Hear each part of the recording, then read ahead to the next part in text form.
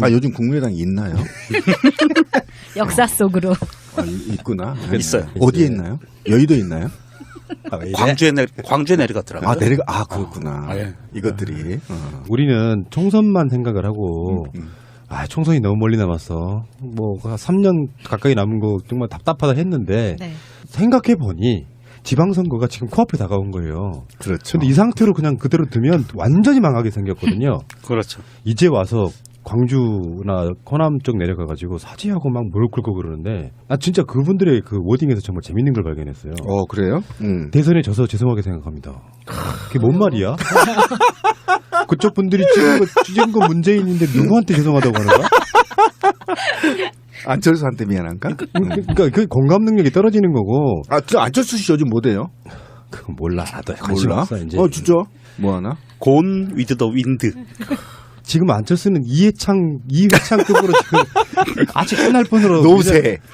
저 혼자 새정치를 보여주지 못하고 사라지신 분 말고 어쨌건 이분들은 지금 내년 6월 달에 지방선거가 있다고 해도 그 전 작업들은요 사실 올해 대부분 끝납니다. 그렇죠. 1년도 안 남았어요. 그리고 민심을 추스리는 과정이라는 게 필요한데 지금 급하니까 이제 와서 문재인 정부에 협조하겠다는 얘기까지 하고 있는 상태예요. 그러니까 민심이 여론조사를 할 때마다 이런 일이 있을 수가 없는데 하면서도 문재인 지지율 99%가 나와버리는 거예요. 그쪽 지방에서. 그렇죠.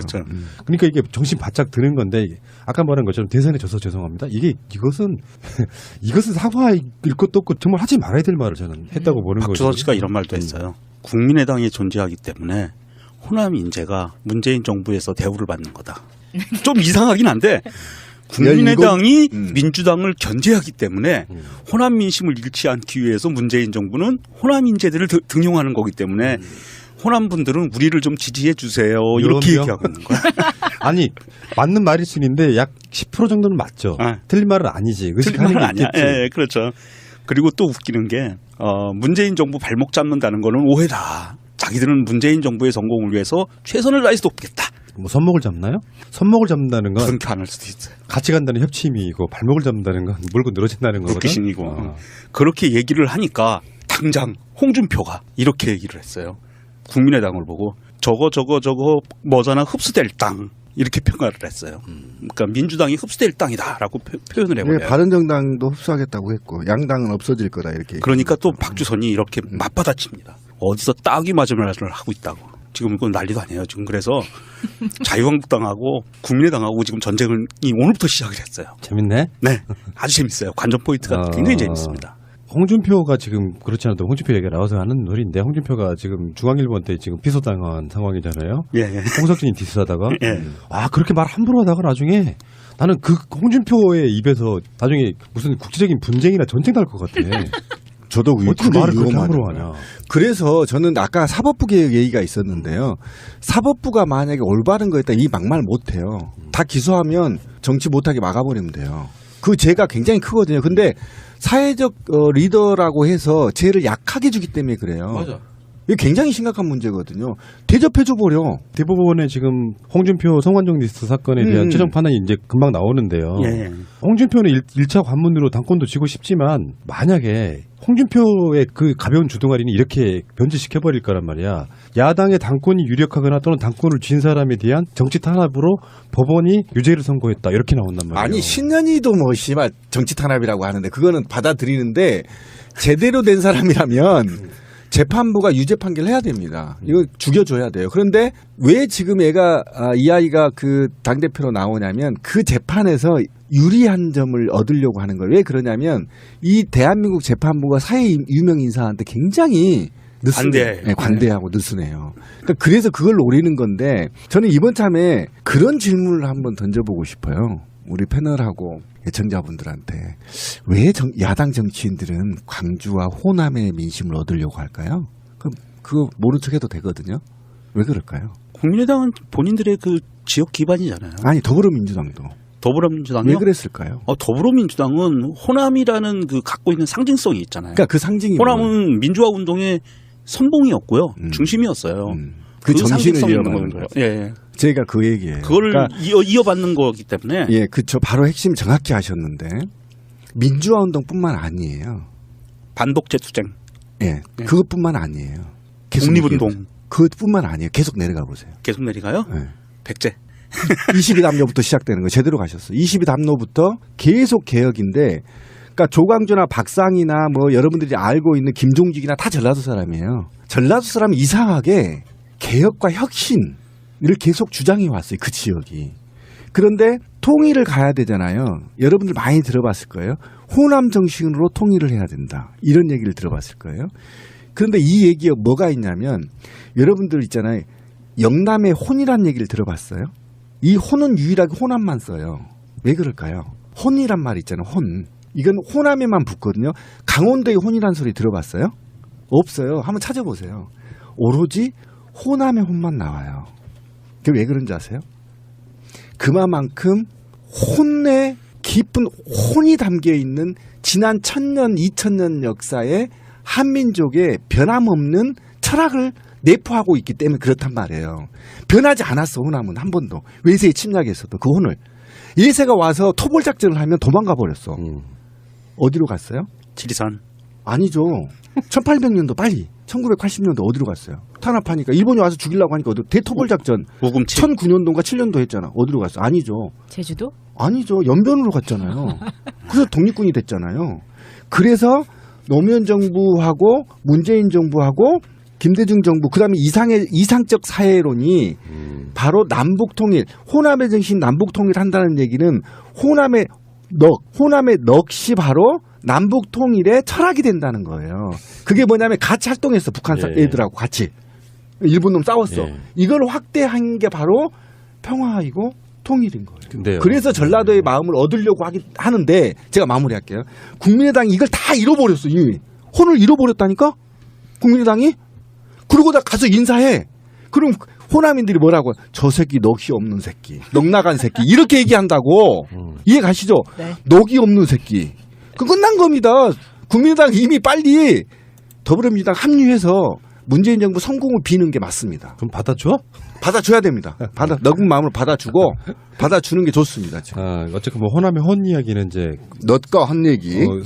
속으로는 생각할 수 있으나 그 방송으로 너무 강조할 필요는 없는 이야기고요. 아니 이게 왜 그러냐면 스스로 고립할 필요가 없는 얘기야. 아니 제가 그래서 네. 깊게 얘기 안 했어요. 네, 영남에 짧게만 계시는 했어요. 분이나 충청이나 강원, 제주에 계시는 분들 다 혼은 있기 때문에 그분들도 나름대로 그 민주주의나 이런 거에 대해 열망이 있는 분들에 대한 일종의 그 서회가 될 수 있어서 저는 혼나요. 크게 본 겁니다. 예. 어쨌건 국민의당이 사실은 이런 과정들을 거치면서 소멸해 가고 있는 단적인 예. 예를 보여주는 거라고 생각해요. 근데 너무 느려요, 소멸이. 빨리 소멸시켜야 돼요. 그래서 지금 어쨌건 간에 얼마 남지 않았어요. 금방 시간 지나갑니다. 나중에 지방선거를 딱 했더니 저는 이런 거 보거든요. 현재 지지율이나 막 이게 급락하지 않습니다. 최소한 그래서 왜 더군다나 우리가 조기숙 교수라든지 이런 분들을 통해 가지고 배운 것들 있잖아요. 정권 초반 한 2년 3년 정도는 여당이 압승하는 그 구도인데다가 이번 대선부터 지역 구도가 깨졌어. 그렇죠. 그리고 지금 현재까지로 보면 지금 야당은 분열돼 있어. 야권 분열돼 있는 거예요. 그 상태에서 대통령 지지율 기반으로 하고 현재 더불어민주당의 기본적인 지지율 같은 것이 합쳐지면 정말 역대 압승할 수도 있다는 생각이 좀 들 정도거든요. 그렇죠. 선거 분석을 보면 조기숙 교수 분석을 보면 대통령 임기 초기에는 여당이 압승한 것이고요. 그런 게 이제 그 계속 패턴을 보이고 있는 거잖아요. 성공을 이제 기원하는 건데. 이제 국민의당 입장에서는 이런 식으로 이야기를 하는 건데 솔직히 말씀드려가지고 대선에 졌어요. 전라도 호남에 계시는 분들이 자기가 찍은 사람이 대부분 대통령이 된 거잖아요. 그렇죠. 압도적으로 60% 이상 나왔으니까. 그렇죠. 예. 호남 득표율이 60%가 넘었어요. 의미가 네. 없어. 그러면 그분들이 미쳤다고 선거에서 잘하고 있는 대통령의 그 정부를 넣고 국민의당을 왜 찍습니까? 나도 여당 지지하고 싶지. 그럼 안 돼. 그래서 소멸하는 거예요. 정말 못하면 사람들이 빡이 쳐서라도 저 정권 망하게 해야 돼 하고 야당 찍어준다고. 근데 제가 볼 때는 후보도 못 찾을 가능성이 있어요. 그러니까요. 솔직히. 왜냐하면 돈이 많이 들어가기 때문에 승산이 없으면 못해요. 제가 봤을 때는 기초의원 몇 개 건지는 속으로 망할 수 그렇죠. 있어요. 예, 그럴 수도 있어요. 바른정당도 저는 동일한 입장이라고 봅니다. 친구가 되겠다는 약속 반드시 지키겠습니다. 대통령인 제가 직접 챙기겠습니다. 기대할게.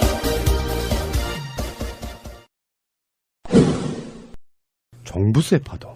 이게 지금 보수론들이 슬슬 취임한 지 한 달 조금 넘는 대통령에게 지금 그 보내고 있는 메시지예요. 그러니까 정부세 파동, 세금 폭탄. 세금 폭탄. 요 지금 프레임을 몰고 가려고 슬슬 조중동뿐만 아니라 이제 한국경제 같은 재벌들이 만든 신문들이 이런 이야기를 지금 해대고 있거든요. 노무현 정부 때도 종부세 파동이라고 해서 제 고향 강화에서 농사 지으시는 저희 그 친척분들이 갖고 계신 거는 집 한 채밖에 없는데 논하고 뭐 다 해봐야 뭐 한 1억도 안 돼요.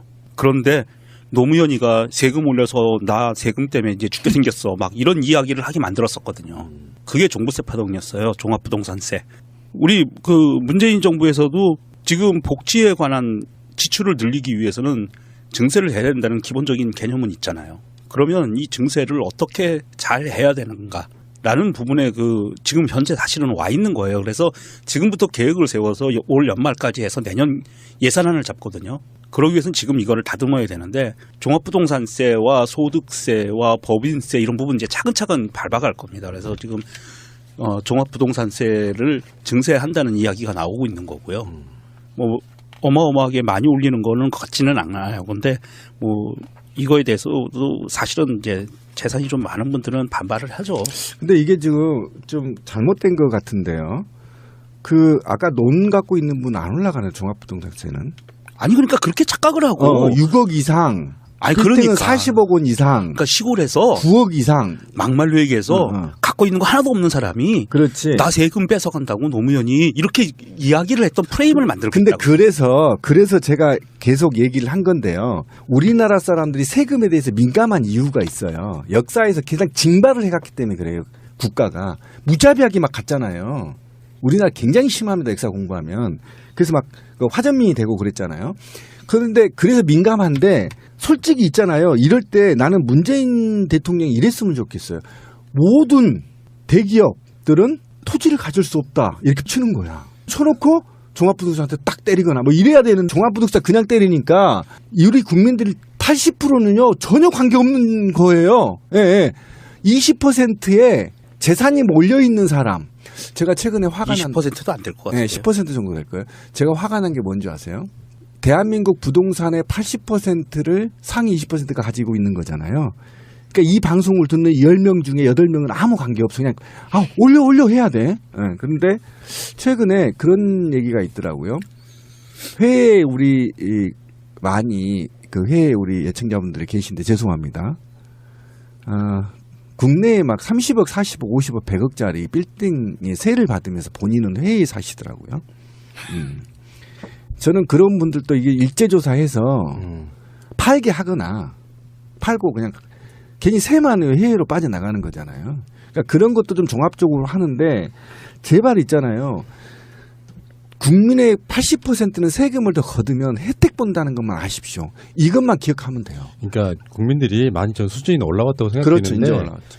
그 당시에 10년 전에 조중동이 해왔던 그 프레임 세금 폭탄 이런 거 이제 서가 넘어가시면 안 되고 그리고요 그 적폐 하는데 이명박은 부자 감세를 통해 가지고 세수를 줄어들게 만들었는데 그 돈을 어디다 썼느냐 사대강 같은 데서 발랐던 거란 말이에요. 그렇죠. 그렇죠. 실제로 국민들이 가져가는 돈은 없었어요. 그렇게 되는 어떤 과정들 그리고 왜 이런 말 있잖아. 우리 일상생활에서 지갑이 말랐다. 그러니까 뭐 아버지 돈 좀 줘. 그럼 내 지갑 말랐다 이렇게 이야기하잖아요. 정권의 지갑이 마르니까 결국은 담배값 같은 걸 올려가지고 서민들 쥐어짜기 절대 기업들한테는 세금 더 내기 안 해. 이렇게 돼버렸단 말이에요. 담배값만 올렸으면 내가 이해해.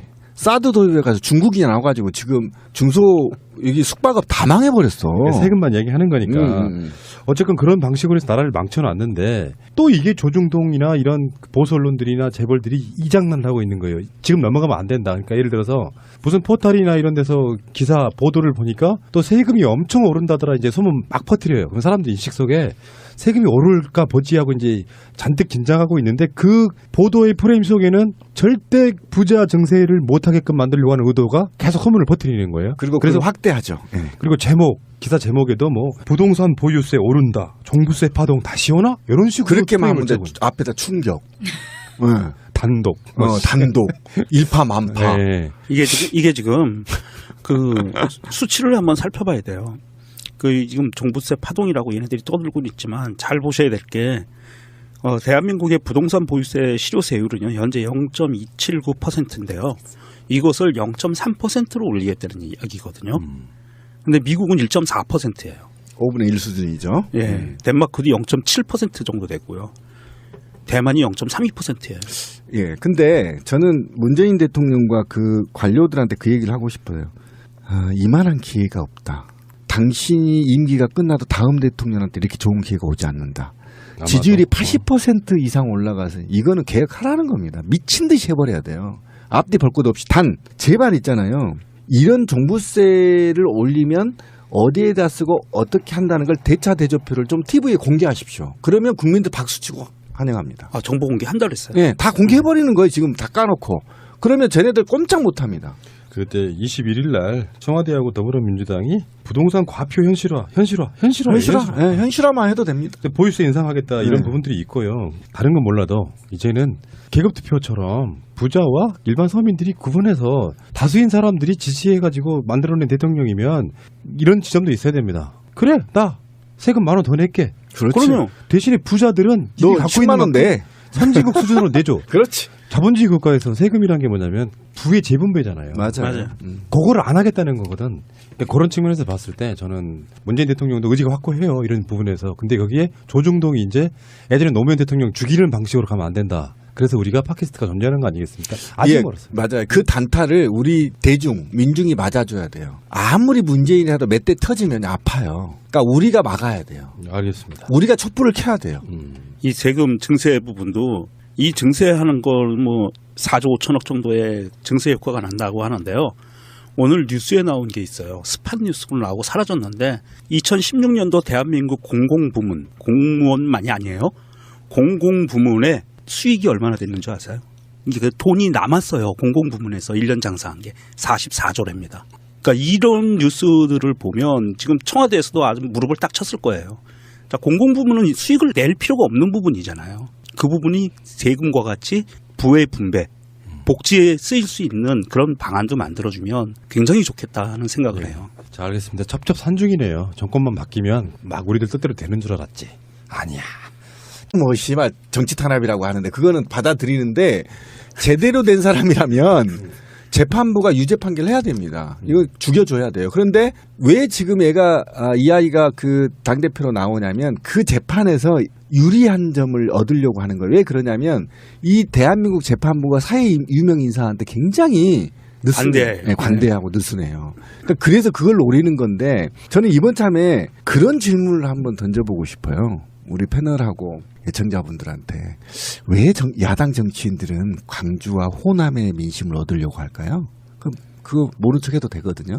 왜 그럴까요? 국민의당은 본인들의 그 지역 기반이잖아요. 아니 더불어민주당도 더불어민주당이요? 왜 그랬을까요? 더불어민주당은 호남이라는 그 갖고 있는 상징성이 있잖아요. 그러니까 그 상징이 호남은 민주화 운동의 선봉이었고요. 중심이었어요. 그 정신을 상징성이 있는 이어받는 거죠. 거죠. 예. 제가 그 얘기예요. 그걸 그러니까 이어받는 거기 때문에. 예, 그쵸. 바로 핵심 정확히 하셨는데 민주화 운동뿐만 아니에요. 반독재 투쟁. 예, 그것뿐만 아니에요. 독립운동. 그것뿐만 아니에요. 계속 내려가 보세요. 계속 내려가요? 예. 백제. 22담로부터 시작되는 거 제대로 가셨어요. 22담로부터 계속 개혁인데 요즘 국민의당이 있나요? 역사 속으로. 있구나. 있어요. 어디에 있나요? 여의도에 있나요? 광주에 내려갔더라고요. 그렇구나. 예. 이것들이. 우리는 총선만 생각을 하고 총선이 너무 멀리 남았어. 뭐 3년 가까이 남은 거 정말 답답하다 했는데 네. 생각해 보니 지방선거가 지금 코앞에 다가온 거예요. 그렇죠. 근데 이 상태로 그냥 그대로 두면 완전히 망하게 생겼거든요. 그렇죠. 이제 와서 광주나 호남 쪽 내려가가지고 사죄하고 막 무릎 꿇고 그러는데 나 진짜 그분들의 그 워딩에서 정말 재밌는 걸 발견했어요. 그래요? 대선에 져서 죄송하게 생각합니다. 그게 뭔 말이야? 그쪽 분들이 찍은 거 문재인인데 누구한테 죄송하다고 하는 거야? 안철수한테 미안한가? 그러니까 그 공감 능력이 떨어지는 거고. 안철수 씨 요즘 못해요? 그건 몰라. 나도 관심 몰라? 없어 이제. 진짜? 뭐 하나? 곤 위드 더 윈드. 지금 안철수는 이회창급으로 지금 아직 끝날 뻔으로 노세. 저 혼자 새 정치를 보여주지 못하고 사라지신 분 말고 어쨌건 이분들은 지금 내년 6월 달에 지방선거가 있다고 해도 그 전 작업들은요 사실 올해 대부분 끝납니다. 그렇죠. 1년도 안 남았어요. 그리고 민심을 추스리는 과정이라는 게 필요한데 지금 급하니까 이제 와서 문재인 정부에 협조하겠다는 얘기까지 하고 있는 상태예요. 그러니까 민심이 여론조사를 할 때마다 이거 이런 일이 있을 수가 없는데 하면서도 문재인 지지율 99%가 나와버리는 거예요. 그쪽 지방에서. 그렇죠. 그러니까 이게 정신 바짝 드는 건데 아까 말한 것처럼 대선에 져서 죄송합니다. 이것은 사과일 것도 없고 정말 하지 말아야 될 말을 저는 했다고 보는 거죠. 박주선 씨가 이런 말도 했어요. 국민의당이 존재하기 때문에 호남 인재가 문재인 정부에서 대우를 받는 거다. 좀 이상하긴 한데 국민의당이 민주당을 견제하기 때문에 호남 민심을 잃지 않기 위해서 문재인 정부는 호남 인재들을 등용하는 거기 때문에 호남 분들은 우리를 좀 지지해 주세요. 이렇게 그럼요. 얘기하고 있는 거야. 아니 맞는 말일 수 있는데 약 10% 정도는 맞죠. 틀린 말은 아니지. 틀린 말은 아니야. 예, 그렇죠. 그리고 또 웃기는 게 문재인 정부 발목 잡는다는 거는 오해다. 자기들은 문재인 정부의 성공을 위해서 최선을 다해서 돕겠다. 뭐 손목을 잡나요?